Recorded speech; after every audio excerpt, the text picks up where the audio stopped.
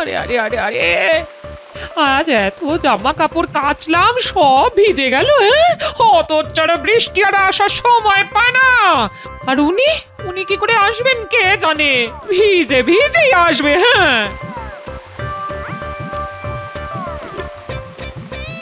হ্যাঁ, এই কি গো, বলি ভিজে ভিজে এলে যে? এই একটু ছোটবেলায় ফিরে যেতে ইচ্ছে করলো গিন্নি, তাই ভিজলাম। এ মা, তোমার ধুতি তো কাদায় মাখামাখি, কাল কি পরে যাবে?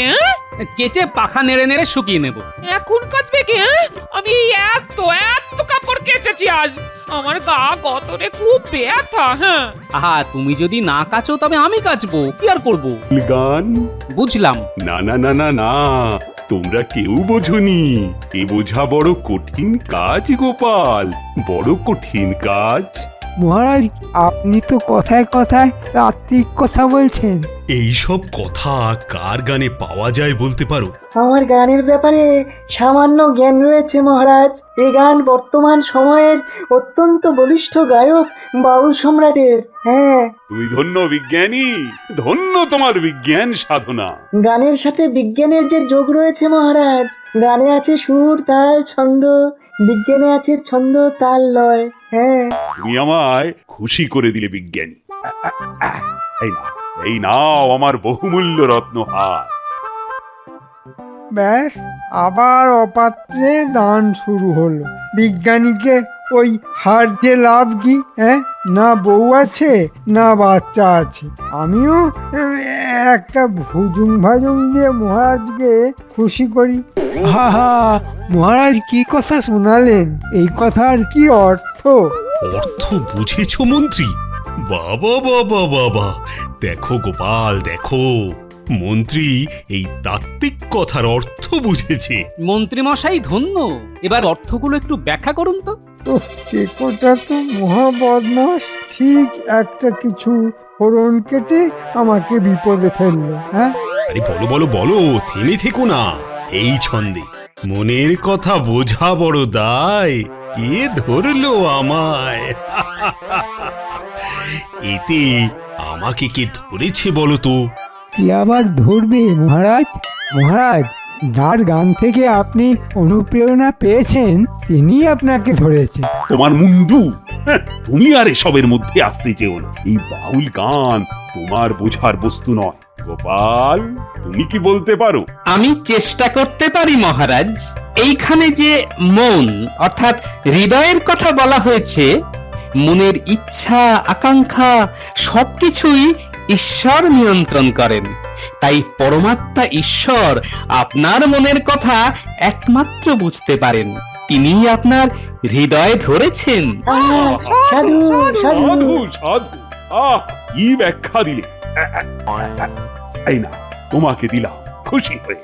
ইস, একটুর জন্য পেলাম না। মহারাজের জয় হোক।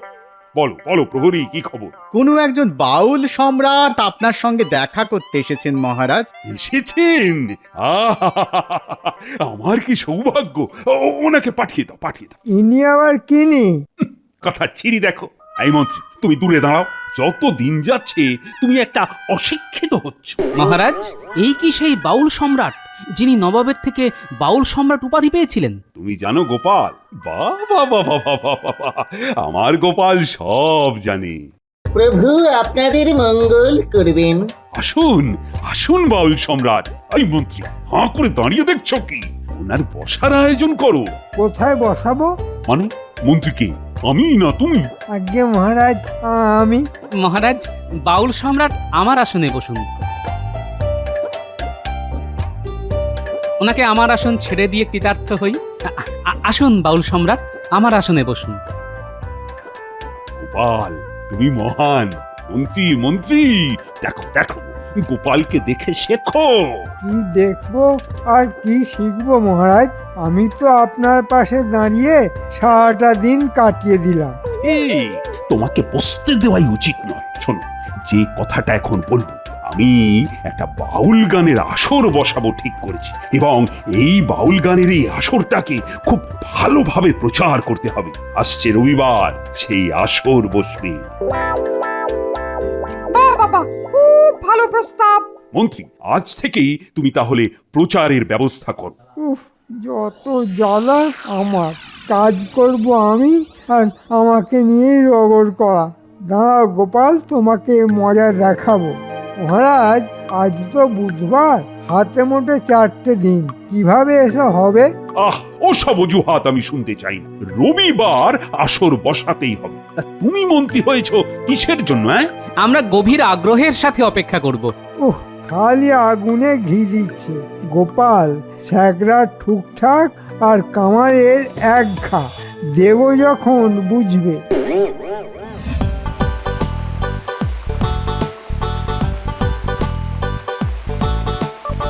এ কি পণ্ডিত মশাই, আমরা রাজসভায় বসে আলোচনা করছি আর এদিকে বাইরে বৃষ্টি ভাসিয়ে দিচ্ছে। গোপাল, আজ সকালেই আমি আমার আবহাওয়া মাপার যন্ত্রের চোখ দিয়ে জানতে পেরেছিলাম যে কয়েকদিন হালকা থেকে ভারী বৃষ্টি হবে। তাহলে বাউল গানের আসর হবে কি করে? রাসমাঠ তো ভেসে যাবে। দেখা যাক মহারাজ কি ব্যবস্থা করেন। কি হলো গোপাল, দাঁড়িয়ে পড়লে যে? বাড়ি যাবে না?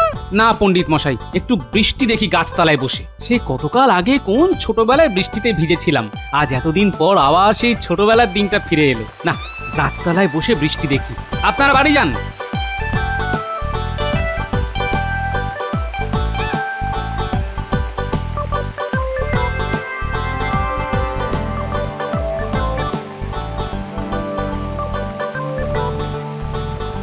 গোপালের সবকিছুই কিরকম অদ্ভুত। হ্যাঁ, একটু আলাদা মানুষ, খেপাটে।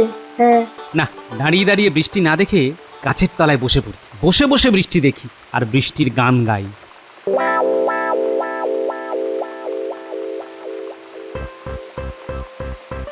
আরে আরে আরে আরে, আজ এত জামা কাপড় কাচলাম, সব ভিজে গেল।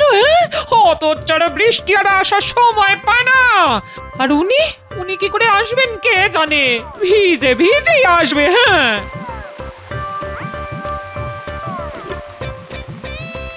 এই কি গো, বলি ভিজে ভিজে এলে যে?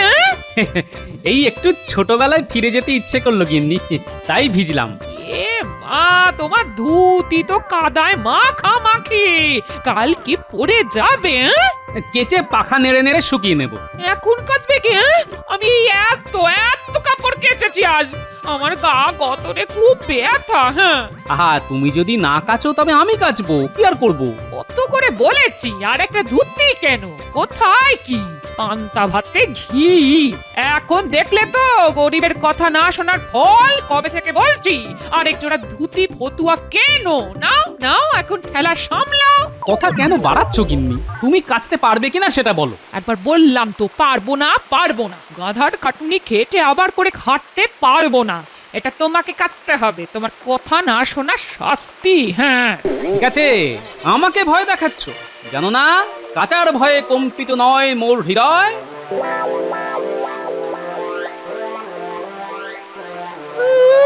রাগ দেখানো হচ্ছে। কি হলো? বসে বসে কি করছো? গিন্নি, ফন্দি করছি। কিসের ফন্দি? তোমার কোনো ফন্দি তো কাজে মোটে লাগে না, শেষমেশ ওই গোপালের কাছে হেরে যাও। তুমি আর কাটা ঘায়ে নুনের ছিটে দিও না তো। কি ফন্দি করছো শুনি? থাক, আর শুনতে হবে না। শোনো, এত রাগ ভালো নয়, রাগ করলে তোমার ক্ষতি। তার চেয়ে ফন্দির কথা বলো, বলো বলো শুনি। ফন্দিতে নুন মিশিয়ে মুখরোচক করতে হলে বলবো। এখানে আর কাউকে ফন্দিতে নুন মেশাতে হবে না, ভগবান ওটা করে দিয়েছেন। কিভাবে?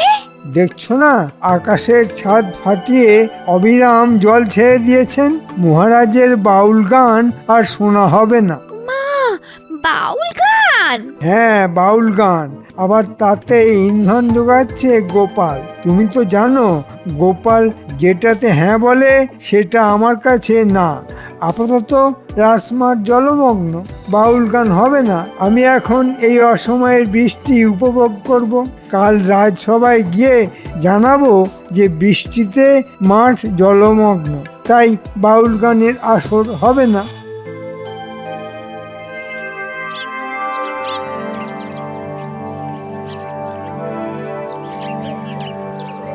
কই গো গিন্নি, দেখো দেখো কি সুন্দর করে আমি আমার ধুতি কেচেছি দেখো।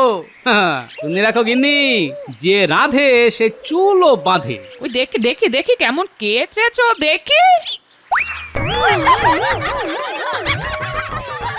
উমা একি, এই দেখো এখানটায় কতখানি ছিঁড়ে গেছে। এই যে কত গর্ব করে বললে যে রাঁধে সে চুলো বাঁধে। নাও কাল এই ছেঁড়া ধুতি পরে রাজসভায় যেও, তোমার সম্মান বাড়বে। কিপটে কোথাকার। আরে এই ধুতিটাকে আমি তাপ্পি দিয়ে পরবো। আমি সেলাই করতে পারবো না। হ্যাঁ ঠিক আছে, আমি দর্জিকে দিয়ে সেলাই করাবো।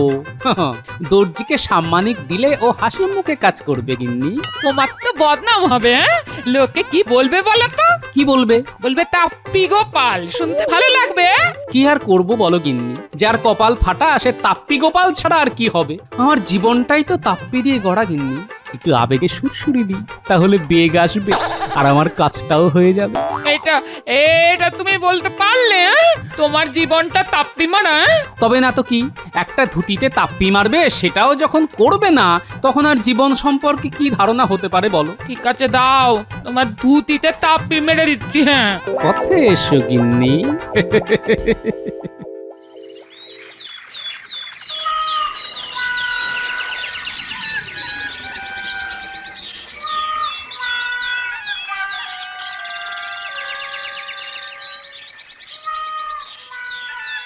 মহারাজের জয় হোক। বলুন বাউল সম্রাট, আপনার কুশল তো? আরে এ কি গোপাল, তুমি এটা কি পরেছো?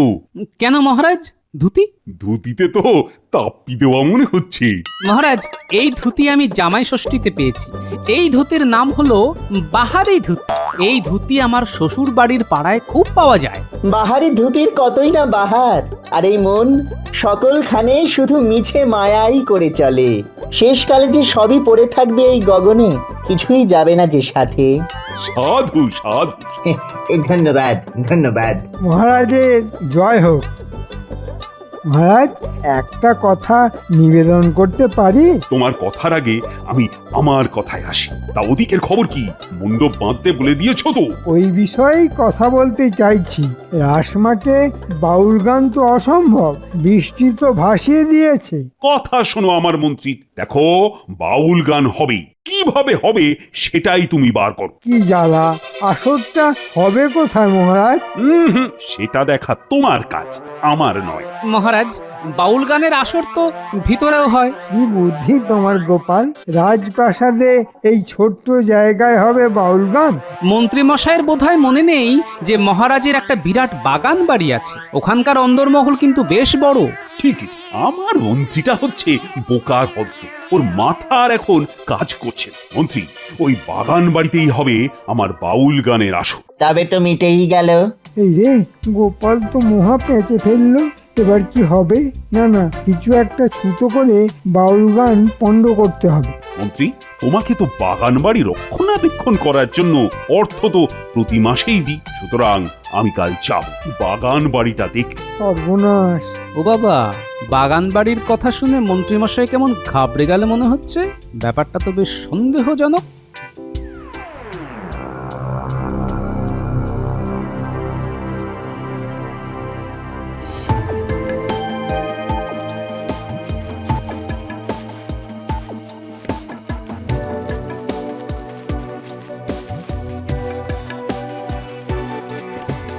ঘটা ঘটা, বাড়ি আছিস নাকি? আছি মন্ত্রী মশাই, ভেতরে আসুন। এবার বলুন আমাদের কি করতে হবে? শোন, এবার মহারাজের ইচ্ছে হয়েছে যে বাউল গানের আসর বসবে। বৃষ্টির জন্য বাগান বাড়ির ভেতরে বসবে। তোদের একটা কাজ করতে হবে, সারা রাজ্যের মানুষকে বলতে হবে যে বাগান বাড়িতে ভূত আছে। মহারাজ অত সহজে বিশ্বাস করবেন? আবার ওখানে গোপাল আছে। দশচক্রে ভগবান ভূত হয়। শোন, তোরা কাল রাজসভায় সব প্রজাদের একে একে পাঠাবি। সবাই মিলে বললেই ভগবান ভূত হয়ে যাবে। ঠিক আছে, কাজ হয়ে যাবে। খুব খাটুনির কাজ। কিছু অগ্রিম পাওয়া যাবে মন্ত্রী মশাই? বাবা, তোরা তো এখন অগ্রিম ছাড়া কথা বলছিস না। ঠিক আছে, রাখ, কাজ হলে ঠিক খুশি করে দেব। এখন চলি।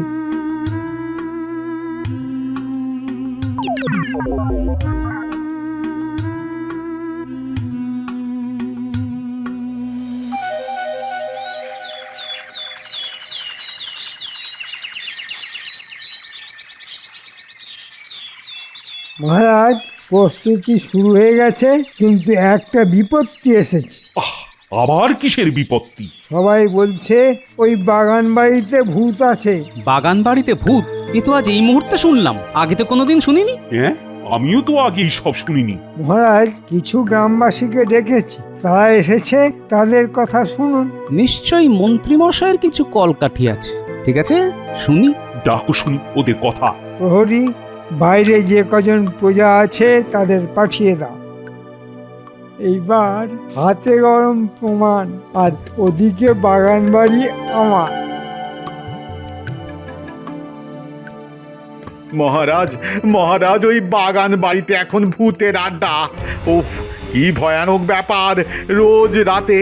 রোজ রাতে ওখানে ভূতের মেহফিল বসে। ভূতের মেহফিল? ওইখান দিয়ে যেতে পারি না মোটে। সাদা কাপড় পরে কারা যেন ডাকে। আমি নিজের চোখে দেখেছি, নিজের কানে শুনেছি। সে কি গোপাল, তাহলে উপায়? উপায় একটাই, বাউল গান বন্ধ করে দিন। বাউল গান তাহলে বন্ধ করে দেব? মহারাজ, আগে আমরা দেখে আসি, তারপর সিদ্ধান্ত নেবেন। এই যে, তাহলে বটা ঘটাকে ভূতের নেত্র দেখাতে বলতে হবে। হ্যাঁ, রাজসভা শেষ হোক, আমাকে যেতে হবে। গোপাল, ও গোপাল, কি হবে গো? আমি আছি তো মহারাজ। সেটাই তো ভরসা আমার।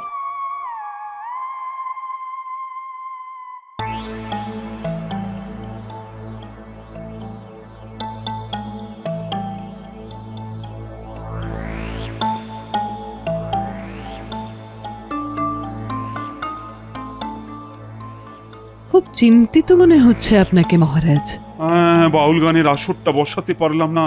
অবিরাম বৃষ্টিপাতে রাসমাঠ জলে জলময়। বাগান বাড়িতে করব বলে যখন মনস্থির করলাম, তখন গ্রামবাসীরা এসে বলল বাগান বাড়িতে নাকি ভূত আছে। বলো প্রহরী, বলো কি সংবাদ? গোপাল দেখা করতে এসেছে। পাঠিয়ে দাও। এত রাতে গোপাল? নিশ্চয়ই কিছু খবর আছে। মহারাজের জয় হোক, রানীমার জয় হোক। বলো গোপাল, এত রাতে কি ব্যাপার? মহারাজ, একবার বাগান বাড়িতে ঘুরে আসতে অনুরোধ করছি। গোপাল ঠিক বলেছে মহারাজ, একবার ঘুরে আসাটা খুব দরকার। ঠিক আছে, ঠিক আছে, চল চল চল।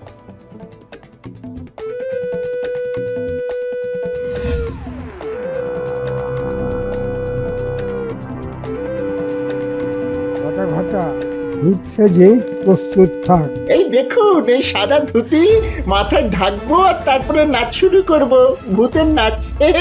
আপনি কিচ্ছু ভাববেন না, সব ঠিক হয়ে যাবে। আপনি আমাদের দেখুন, আমরাও আপনাকে দেখব। মহারাজ, শুনলেন তো? শুনলাম গোপাল, তলে তলে এত। আমার শুরু থেকেই সন্দেহ ছিল। আমার ইচ্ছে করছে যে এক্ষুনি মন্ত্রীকে ধরে শুলে চড়াই। আপনার প্রথম কাজ হবে বটা ঘটার গ্রামবাসীদের আটক করে কাল সভায় আনা। ঠিক বলেছ। চলো, যা দেখার আমি দেখে নিয়েছি।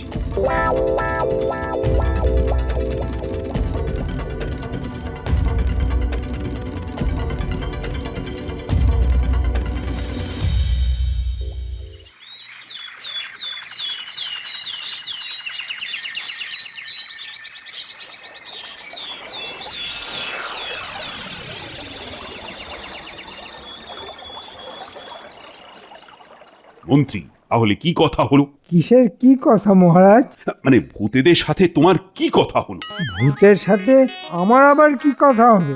ভূত বলে কথা, ভূতকে আমি খুব ভয় পাই। শোনো মন্ত্রী, আমি ঠিক করেছি রবিবার মানে কাল বাউল গানের আসর ওখানেই বসবে। ওই ভূত বাড়িতে? ওটার ভূত বাড়ি নেই, কাল পর্যন্ত ছিল, আজ সকাল থেকে পরিষ্কার হয়ে ঝকঝকে হয়ে যাবে। গোপাল কি সব হেঁয়ালি করছে দেখুন। গোপাল তো আর হেঁয়ালি করছে না, সত্যি বলছে। এতদিন তুমি আমাদের মিথ্যে বলে রেখেছি। কি জ্বালা! আপনাকে কি মিথ্যা বলবো মহারাজ? আপনি তো বলেছেন যে বাগান বাড়িতে ভূত আছে। হ্যাঁ, বলেছি তো, বাগান বাড়িতে ভূত আছে, গ্রামবাসীরা তো বললো। আমি ঠিক করেছি ওই বাগান বাড়িতেই বাউল গানের আসর বসাবো। সে কি মহারাজ? আর ভূতের জন্য ওঝা আছে। ওঝা? হ্যাঁ, গোপাল ওঝা। কাল রাতে তোমার জারিজুরি সব দেখে ফেলেছি। প্রহরী, বটা ঘটা আর 3 জন গ্রামবাসীকে সভায় নিয়ে এসো। সর্বনাশ, আমার বাঁচার উপায় নেই।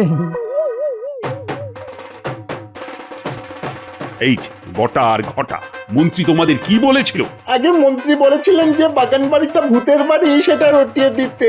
হ্যাঁ, ভূতের বাড়ি হিসাবে একবার পরিচিতি হয়ে গেলে ও বাড়ি মন্ত্রী মশাইয়ের দখলে হয়ে যাবে। মন্ত্রী, শেষে তোমার মনে এই ছিল? এই মন যে আর বসে নেই, খালি এদিক ওদিক ছোটাছুটি করে। মনেতে যে নেই আর সুখ, সুখ পাখিটির হয়েছে ভারী অসুখ, মনের অসুখ।